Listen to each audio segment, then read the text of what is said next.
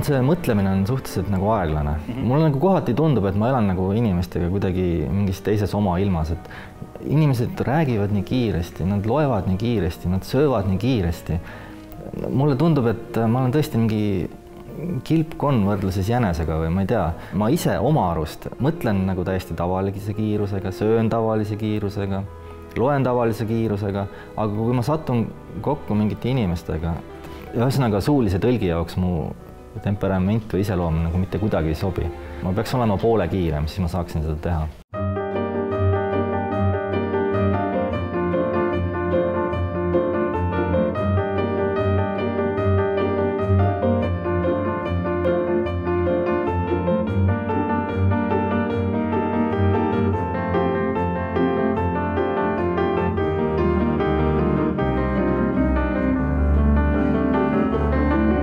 Tere, Kalju!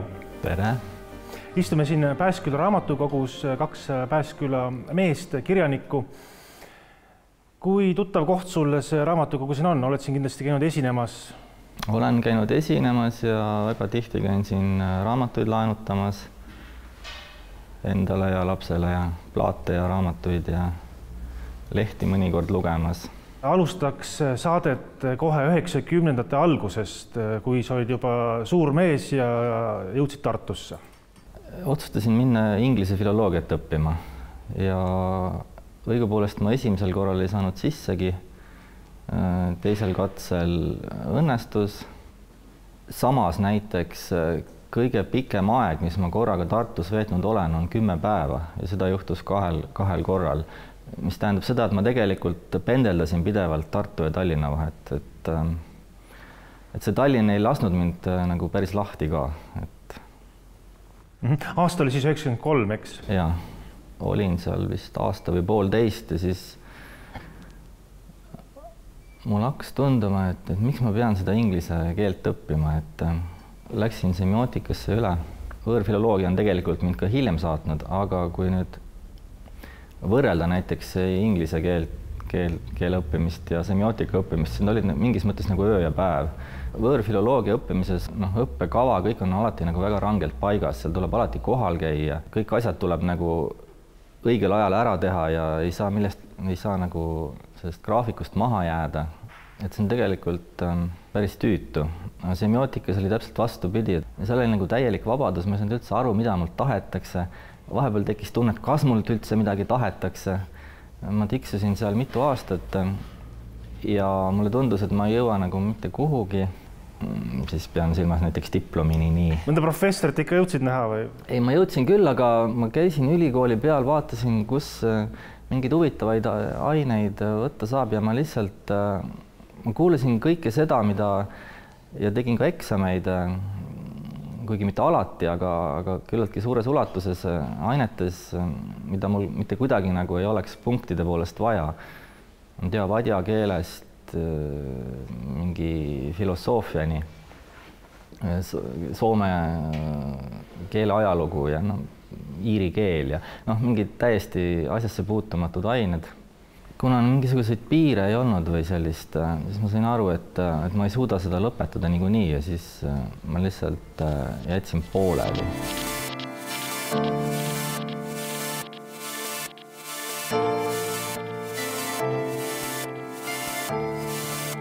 Sa oled selle kohta ise öelnud, et põgenesid Pariisi lihtsalt? Jah, sest oli lihtsalt selline võimalus 97. aasta kevadel kursavend Inka fillipäevilt, me kogu aeg suhtlesime muidugi, läks sinna mingit Eesti riik ostis, see oli vist Thompsoni firma, mingisugused radarid ja siis nende õpetust, kõiki neid asju oli vaja eesti keelde tõlkida, siis ta oli seal mitu kuud ja tal oli nagu hotellituba piisavalt suur ja siin tohtis kutsuda nii palju külalisi ja siis ma käisin, muide Maarja Kangro oli ka, siis käisime tal kahekesi külas niimoodi. Mis sa tegid siis seal Pariisis? Sina oli radarite õpetusi tõlkinud? Mina lihtsalt lõnkusin seal ringi. Suur ja vägev Pariis vajutas ennast sinu meeltesse?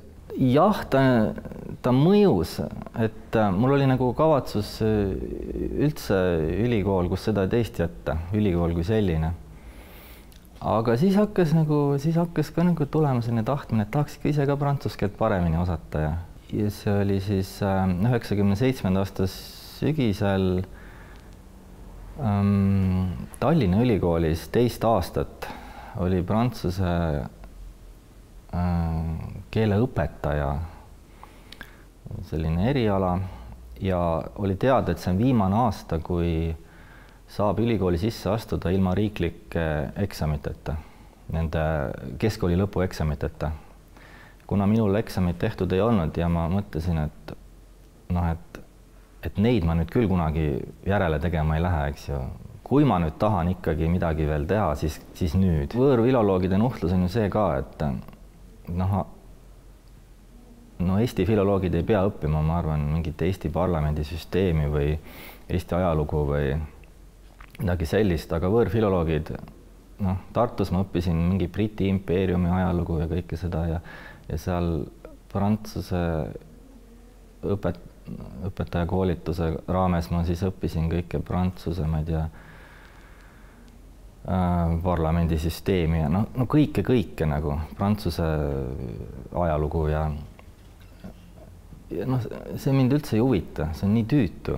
Aga õpetajaks ju kooli ei läinud ometi? Ei läinud ja siis oli teine asi see, et ma jätkasin ikkagi sama taktikat, et ma võtsin jälle aineid, kõike seda, mida mul tegelikult ei oleks vaja olnud. Ja siis oli veel see asi, et ka sellest inglise keelest ma ei saanud lahti, sest et see oli suhteliselt uus õppekava seal ja nagu kuidagi varu väljapääsuna või nii oli kõikidele prantsuse keele õppijatele oli kohustuslik minu meelest samas mahus kui need inglise keele õpilased, nad pidid tegema kõike seda sama ka inglise keeles. Nii et mahv oli päris suur peal ja siis nagu sest veel vähe oleks, siis ma hakkasin, avanes võimalus esimest korda jaapanlasest õpetajaga hakata jaapani keelt õppima, siis sellele ma tegelikult keskendusin kõige rohkem veel. Kas see oli su esimene kokkupuude jaapani keelega? Ei olnud, ma olin õppinud iseseisvalt.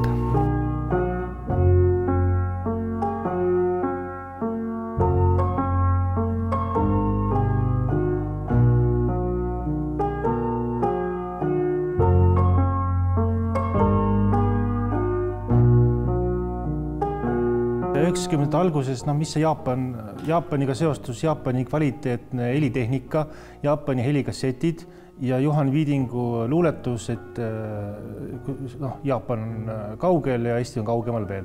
Et mis nagu paelus, mingi Ikebana, Harakiri? Ma arvan, et see Jaapani meelelaad, see tundus mulle piisavalt lähedane. Kus sa selle kokkupuute sellega said? Ma arvan, et kirjanduse kaudu. Sest ma olin lugenud, ma arvan, kõik, mis eesti keeles oli ilmunud ja lisaks võõrkeeltes, kuna mu ema töötas Teaduste Akadeemia raamatukogus hoiuosakonnas. Mul oli nagu seal alati vaba voli väiksest peale seal fondides ringi tuiata ja igasuguseid raamatuid vaadata. Nii et kui ma läksin Tartu Ülikooli 1993. aastal inglise filoloogiat õppima, siis ma lootsin salamisi, et äkki seal on mingi kõrvalainena mingi Jaapani asi ka, ei olnud. Stendi peal muide oli Märt Läänemetsa hiina keele kursuste see kuulutus. Ma natuke mõtlesin, aga siis ma lõin põnna, ma mõtlesin, et ma ei suuda neid toone kuidagi nagu välja kuulata ega ise hääldada ja ma üldse ei läinud vaatama. Aga sa praegu suudaksid neid? No jah, enam-vähem ma arvan küll, kuigi eks ta ebakindel ole. See on selline harjumuse asi või. Ja kuna see jaapani keel ikkagi paistis, et seda kuskilt ei tule, siis ma hakkasin ise, seal raamatukogus oli päris palju õpikuid, kus olid ka need lindid juures, erinevad õpikud, foneetikaõpikud, kirjaõpikud, kõik. Piisav varu, et alustada nagu ise õppimist. Aga peda ja õpetajaks sa ei saanud sellepärast, et sind tõmbas siis jaapani keel endasse või sa leidsid, et see metsiku inimhulga taltsutamine klassis ei ole sinu rida või? Ma käisin ühe semestri ära kell 8 hommikul seal Viru ringi ääres seal. Kasvatusteaduste majas? Jaa, nendes kasvatusteaduste ainetes. See oli kohutav piin. Hästi igav? Ma ei suutnud ennast sealt nagu läbi pressida, see oli nagu niivõrd nagu see oli nagu mingi betoonsein mul ees, et ma lihtsalt ei suutnud.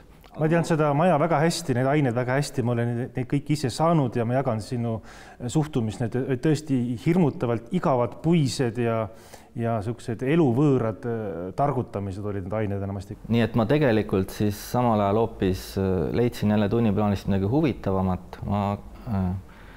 Ma näiteks leidsin tõlki ja toimetaja kõrval eriala. Kas sul mõni ülikooli lõputiplom ikka on olemas? On. Ja mis alal see on? Lõpuks ma baka lõpetasin Eesti Humanitaarinstituudis romanistika erialal peaaineks prantsuse keel ja juhtus nii, et sattusin ka magistriõppesse ja magistri diplomi sain ma Tallinna Ülikoolis kirjaliku tõlke erialal.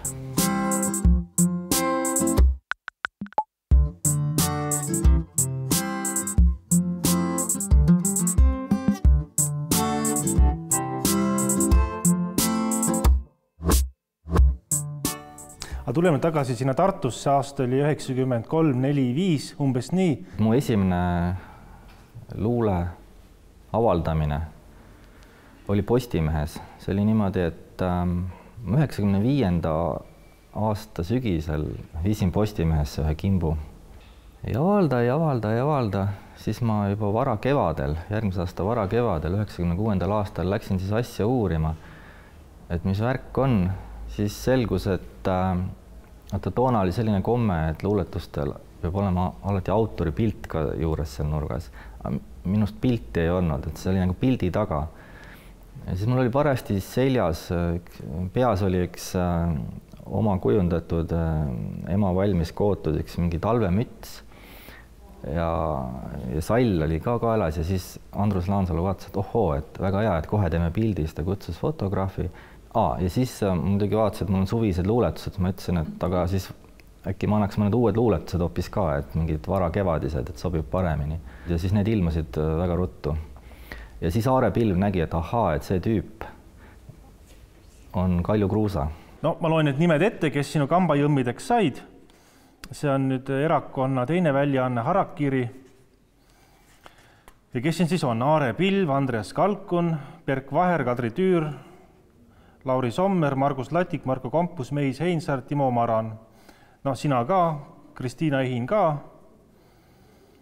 Kes siis tuli ja ütles, et meil on siin selline asi nagu erakond, Kalju, sina hakka ka nüüd meie liikmeks?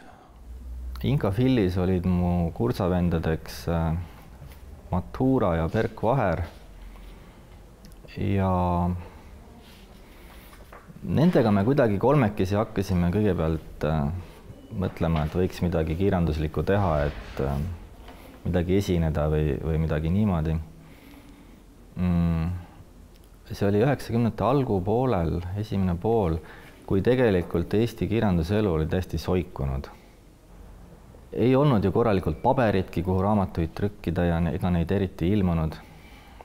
Ja nagu midagi toimunud, noortega ei tegeldud.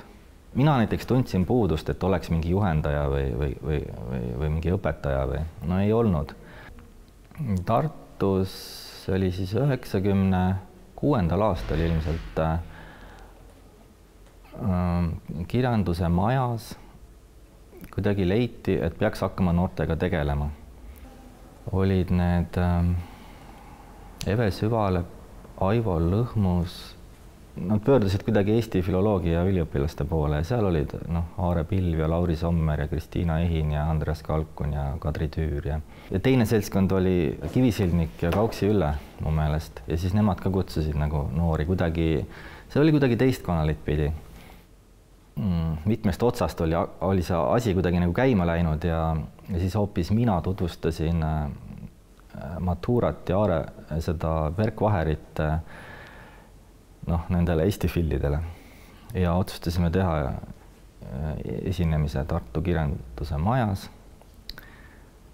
See toimus Lauri sünnipäeval, Lauri Sommeri 2. aprillil 1996. aastal. Muide, Valdur Mikita oli ka seal, nagu oli sama õhtu, aga ta justkui ei olnud meie seltskond. meile siis samas pakuti, et kuulge, et ühtlasi võiks ju siis ka kogu teose välja anda, et on olemas kulka ja et me aitame teil neid asju ajada ja et tehke midagi.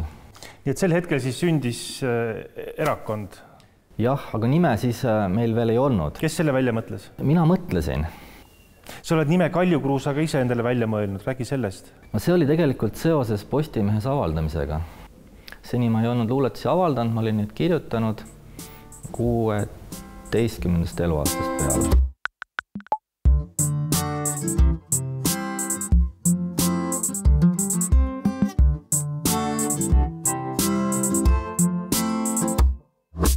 Nii, aga Kalju Kruusa? Ma otsustasin avaldada ja siis oli küsimus, et ma ei tahtnud kindlasti oma kodaniku nime all avaldada. Miks? Sugulased, mitte niivõrd tuttavad, aga sugulased ei teaks. Süke peitemehhanism siis? Nojah, mõtlesin, et mis nime siis võtta. Ja ma olin kunagi kirjutanud mingi proosapalakese, kus oli peategelane, oli Kalju Kruusa. See oli selline tähenduslik nimi, eks ju. Kalju on selline suur ja kestev ja selline võimas, eks ju, ja Kruusa on siis selline mingi väike pudi. Kalju oli muide 30. aastatel, 1930. aastatel Eesti kõige popim poisslapse nimi. Ühesõnaga 90. keskel need kõik Kaljud olid juba, mis nad siis olid? Noored pensionärid sellised? Umbes jah. Ja et siis, kui tuleb selline 20-aastane luuletaja nimega Kalju, siis seal oli tugev koomiline efekt tegelikult. Ma kahtlustan, et Tallinna rühmituse nimi Õigem valem on ka sinu kontolt? Ma võib-olla pigem arvan, et see sündis Elo Viidingu korteris, aga kes seda ütles? Kas siis oli juba mingi kamp oli sinna kokku sattunud ja hakati tegema rühmitust? Juku-Kalle ja Jan Kaus ja Fagira de Marti. Ja sina ja saite kokku? Tuttavad me olime juba varasest ajast, et Fagirat ma tean 1981. aasta sügisest. Ta oli mu klassiõde. Soo. Ja mis koolis siis? Tallinna? Tallinna 20. keskkoolis. Muide, Eesti kirjanike leksikonis on väike viga. Et ma mäletan 90. keskel millalgi seda koostati, siis Jaanika Kroonberg esitas mulle mingi ankeedi, et ma pidin täitma, seal olid mingid eluloolised andmed ja see oli ka kool. Ma mäletasin, et see oli mingi ümmargune number, aga ilmselt oli nagu kooli lõpetamisest veel liiga vähe aega kulunud, et see ei olnud mulle veel pähe kinnistunud. Ja siis ma panin 10. keskkool. Mis sa ei mäleta, mitmendas koolis sa käisid? Ja ise mõtlesin ka, et natuke vist on imelik, et kas ikka oli 10, aga midagi paremat ei tulnud ka pähe. Ühesõnaga, seal te käisite siis koos, aga Jan ja Kalju... Jan oli samas koolis tegelikult. Jan? Ja ta oli lihtsalt paar klassi nagu vanem. Ja Juku-Kalle väga tihedalt suhtles meie klassi inimestega juba. Me istusime sageli seal Tallinna Keskraamatukogu allkohvikus, Kamina kohvikus.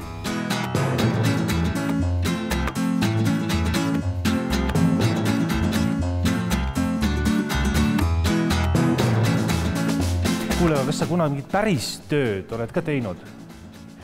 9-5 mingisugust töölepinguga? Ma olen töölepinguga, mul oli tööraamat suisa.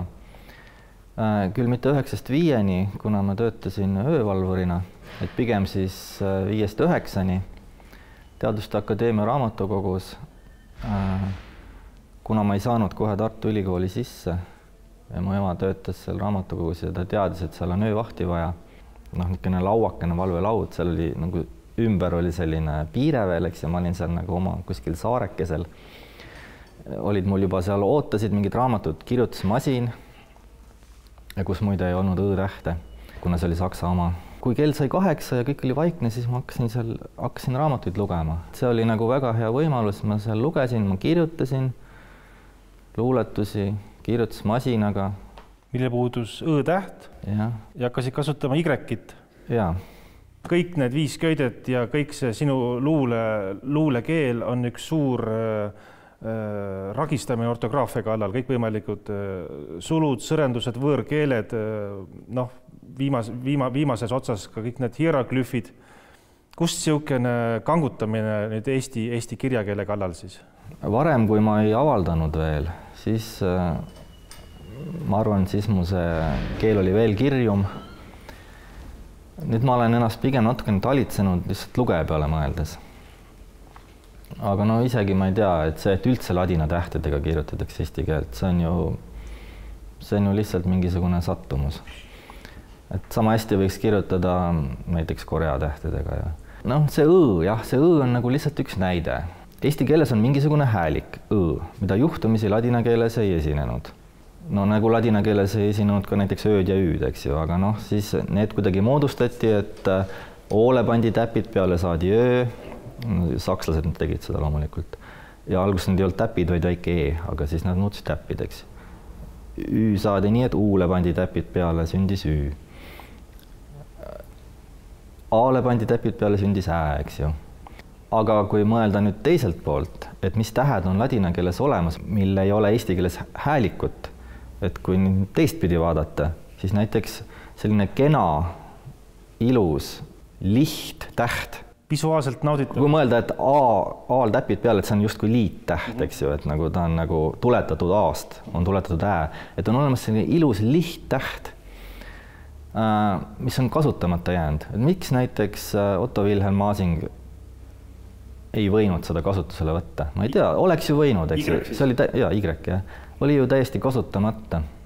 Kuna see hääldusest ta ei ole kuidagi seotud O-ga, mitte mingit pidi, et noh, et me võime mõelda, et U ja Ü on mingisuguses suhtes, eks ju, vähemalt ajalooliselt, vähemalt murdeliselt. Ja A ja ja O ja Ö ja. Seda seika on just nimelt vaja mõista, kui lugeda su luulet, et see on lahutamatu osa sinu luulelaadist. Keele sisse minek, variatiivsuste avastamine, reeglitest mööda vaatamine, ütleme, mitte piirdumine selle ühe keelevariandiga, vaid teistega. Nojah, et ma võtan eesti keelt kuidagi suuremalt nagu, et jah, ma kuidagi eks või protesti nagu õige kirja vastu või midagi sellist.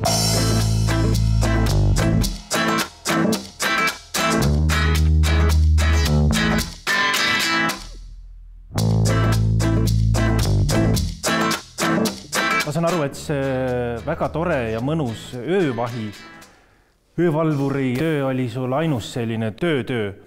Et kogu ülejäänud sinu elu on olnud vabakutselise elu. Jah, põhimõtteliselt küll. No, kuidas on võimalik vabakutselise? Ja suures osas, eks ju, ülikoolis käimise kõrvalt. No praegu sa küll, eks ole, riigikirjanik, et terendavad uued atmosfäärid ja sfäärid, aga nüüd sa kuskilt kauges minevikus kuni selle aasta jaanuarini põhimõtteliselt sa oled nagu linnuke oksapääl vabakutseline kirjanik.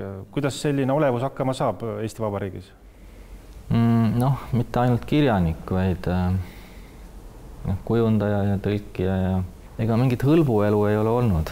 No ütleme nüüd, luuletuste kirjutamisega raha ei teeni, luuletuste tõlkimisega seda absoluutselt ei teeni. No ilukirjanduse kirjutamisega teenib, kui ütleme erandkorras, ütleme, kui sa kirjutad hästi populaarsed romaane või telestsenaariume. Kuidas sina oma majandust, oma kodumajandust oled üleval hoidnud? Ma jään kulud lihtsalt madalale. Küsin seda sellepärast, et sinu luuletustes eriti kogus tühja on väga palju sotsiaalkriitilisi vihjeid. Üks on selles näiteks, kuidas sa lähed Pääsküla postkontorisse, tahad saata kirja, ilusat postmarki ei ole. Ja on ainult auraha kujutisega postmargid. Ja sinust tärkab protest, et kuradile mulle see Eesti Vabariigi aurahad, ma tahan normaalselt marki saada. No ma haistan, siin midagi haistab, eks ole, protesti. Ja no kus juures ma selle loeks lausa ette, see on suurepärane luuletus, see on graafiline luuletus Vabadussambast.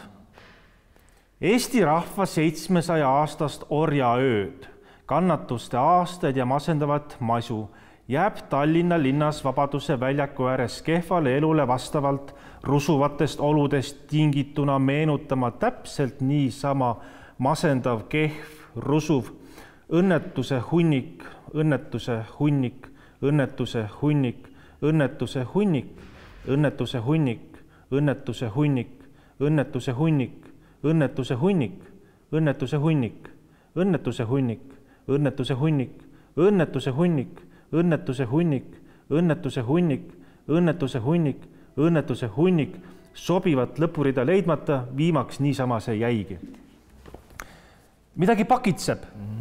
See oli kusjuures, ma arvan, esimene kord, kui seda luuletust on nagu häälega esitatud.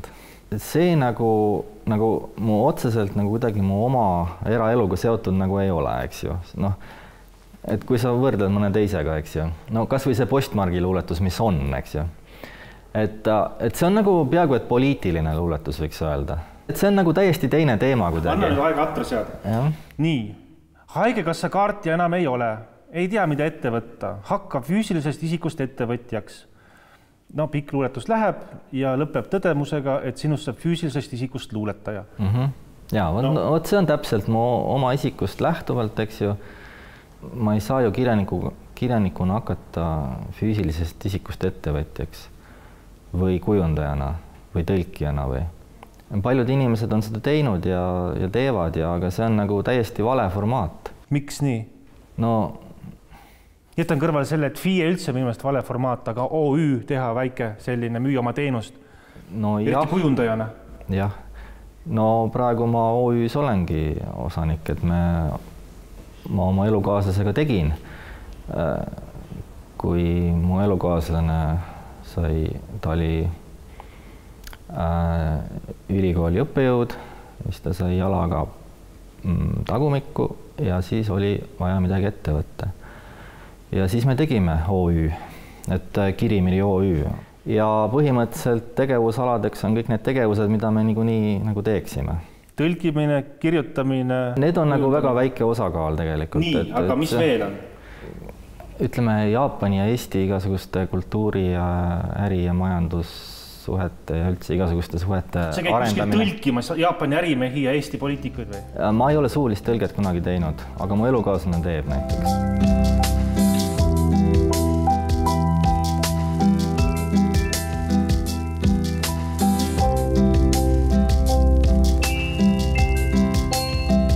Üks sinu tegevustest, mida sa oled tahtnud nagu varjatumaks jätta, mis ei ole ammu enam varjatud, me kõik teame, kes on Andro Küün, suurepärane raamatukujundaja, kelle kontol on umbes 60 ligi raamatuid.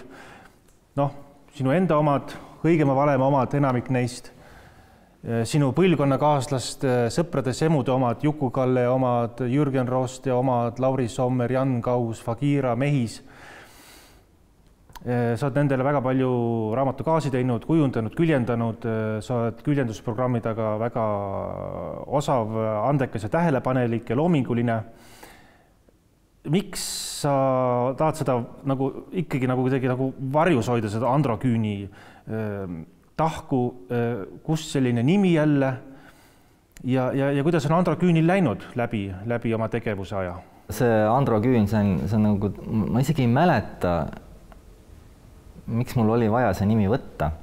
No ta lihtsalt kargas pähe, ta on lihtsalt selline täiesti pinnaline nali, eks ju. Ma oma esimese raamatu kujundasin 1998. aastal, see oli Aare Pilve Päike ehk Päike.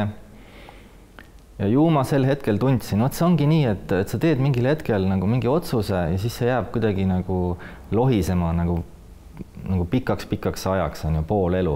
Ma olen nende igasuguste nimedega oma elu tegelikult päris keeruliseks teinud, sest see oleneb, et mis kontekstis, mis oludes keegi mu tuttav on, eks ju, muga tuttavaks saanud ja mis nimega ta mind nagu seostab, ma pean seda ise kõik ju meeles pidama.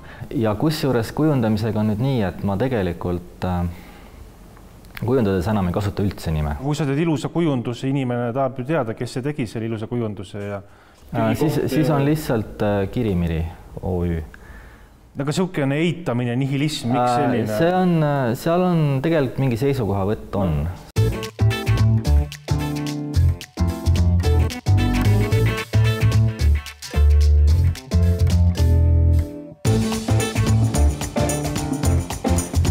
nüüd ütleme umbes kolmandik nendest, mis sa oled kokku kujundanud, sinu 19 raamatut, kokku on 60 ligi. Siin on isegi võimalik selliseid erinevaid stiile või käekirju on võimalik siin nagu eristada. Siin on trükimasina käekiri ja siin on nagu sellist geomeetriat ja siin on nagu sellist unenäolist sürrealismi kergelt. Siin on nagu sellised kontrastsed värvid ja nii edasi, järjest ilusamaks läheb.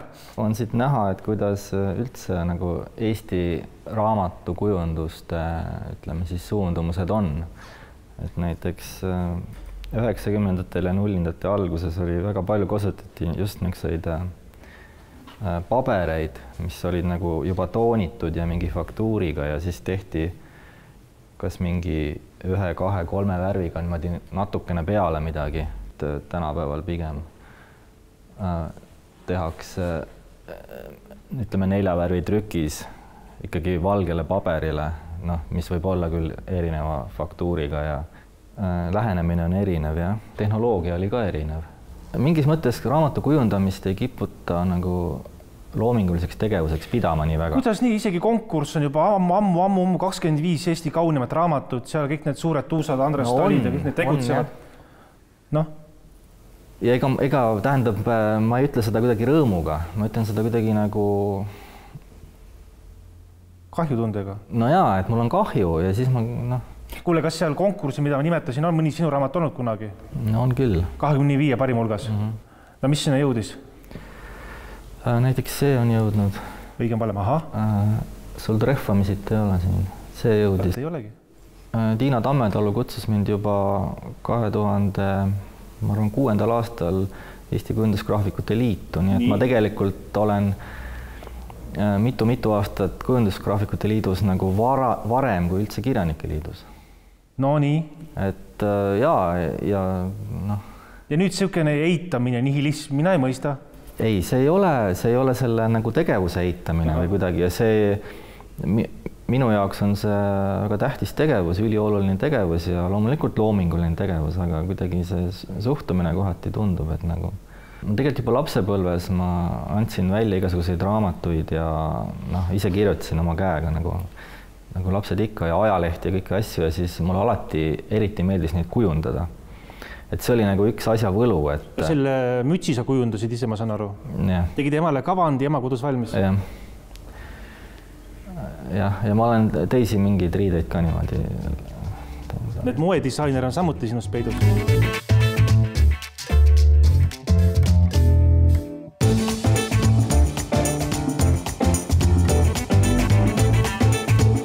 Üks asi on niisugune puhas loomisrõõm ja teine asi on tegelikult ikkagi kuidas see nagu, milleks see nagu ühiskonnas väändub või käändub.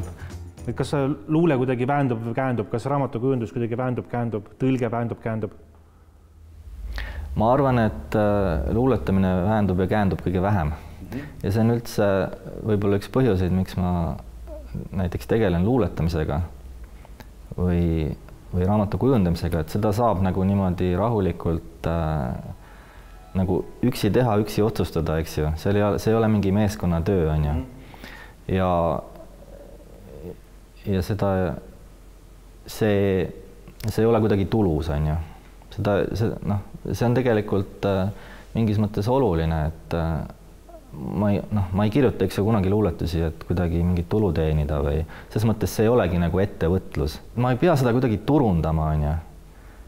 Ma tõesti, kunagi 90-ndate keskel oli mingisugune loosung, et kirjanikud turule või mingi selline. Selline asi on mulle täiesti nagu vastuvõetamatu. See ei ole see... Aga äkki elukaaslane turundaks? Sina lood, tema turundab. Siis ta käänduks ja väänduks selliseks... No ja mis siis sellest? Võt see oleks siis nagu moekunst, et mulle meeldiks kujundada mingisugune müts, aga kui sellest tehakse mingisugune nii-öelda moetoode, siis see oleks mulle üsna vastumeelne. Aga moemaailm on ju selline maailm, kus nagu...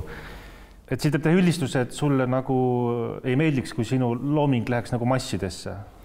Ei, mitte massides ei ole asi, vaid... Ütleme, kui sinu luuletusest trükitakse üks salm, ütleme, raha tähe peale näiteks. Koidula puhul on seda tehtud, et tuleb Euroopa Liit laguneb, Eestis tuleb tagasi kroon, sinu võetakse see vabadussamba luuletusest, katkend pannakse sinna peale. No miks mitte? Okei.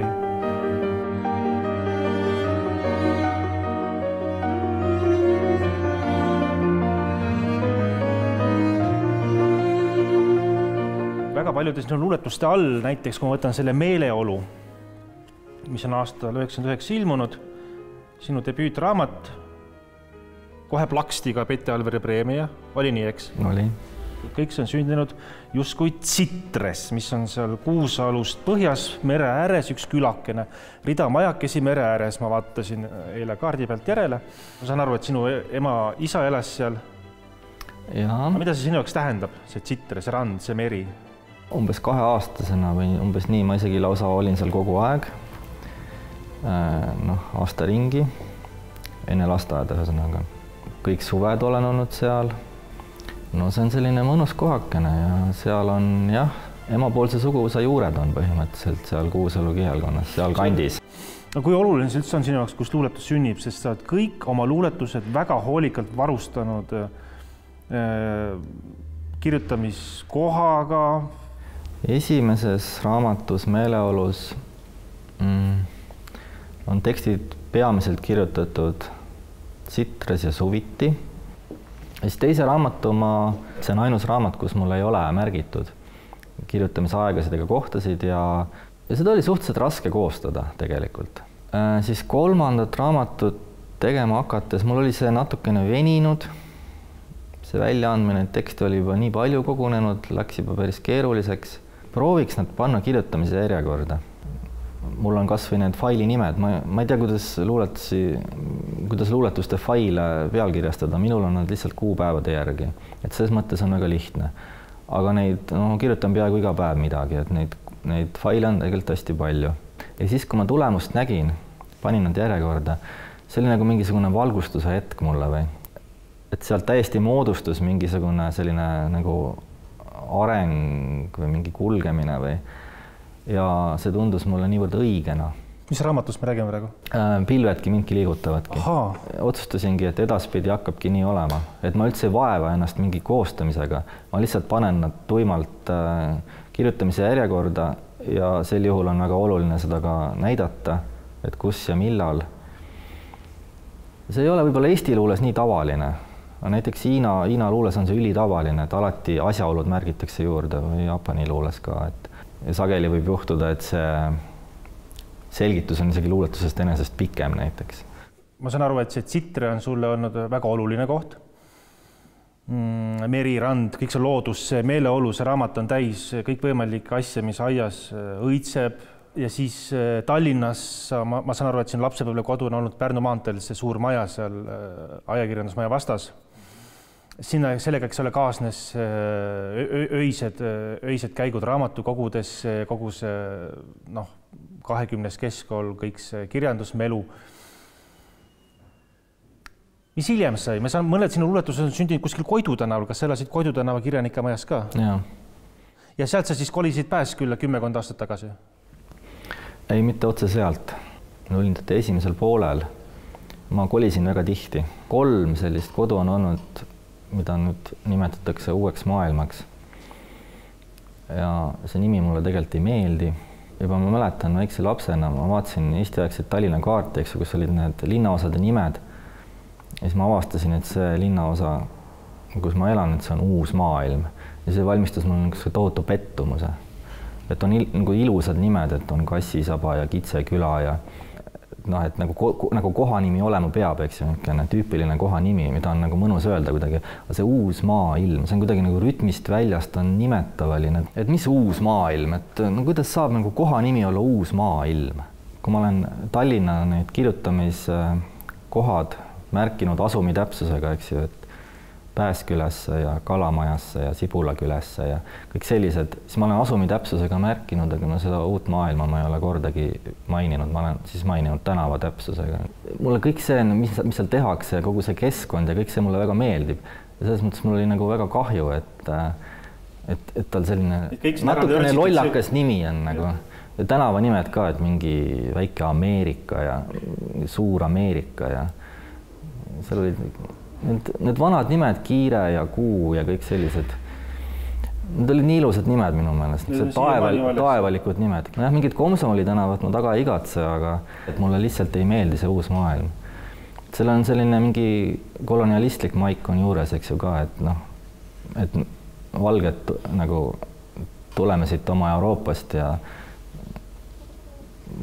sõidame Ameerikasse ja mis siis, et see ei ole mingi asustamata manner, eks ju, siis see on nüüd uus maailm.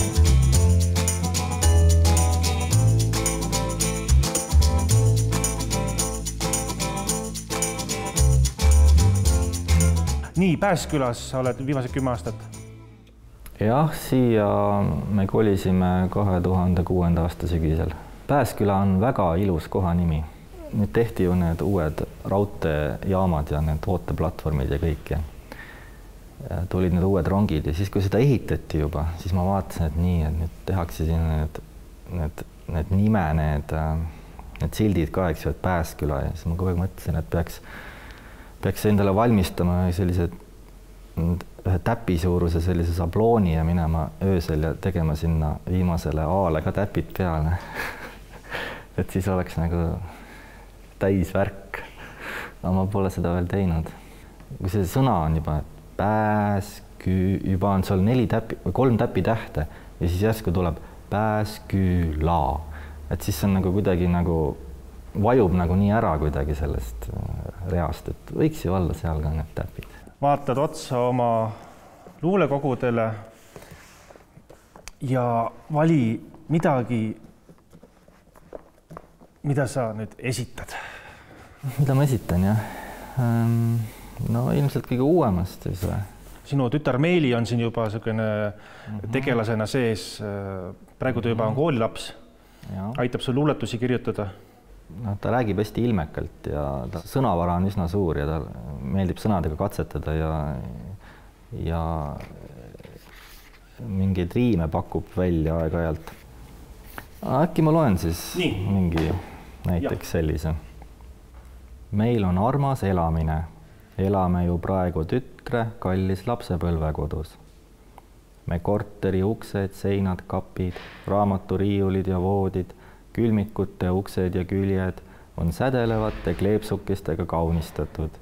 Meil on jalaga segada nukusid, kaisuloomakesi, puslesid, klotsisid, imelisi pudinaid ja vidinaid, võlulikku kila ja kola, kes mängus elavnenult oma lastetoast välja kolivate kolonistidena teistesse tubadesse tungil oma eluruumi laiendavad. Me kodune printsessi loss on ei istuda ega mahtumatult ja ümbre pöördamatult nunnususest pungil. Üks puhtuse ja süütuse aegkond on pöördumatult kadunud ning saabunud on üürikesed koristamatuse tunnet sisendavad hetked. Et kas ikka viitsin vaipa jalaga sirgeks tõmmata või olen juba loobunud. 2017, 6, 1, 9 ja 9 Pääskülasse.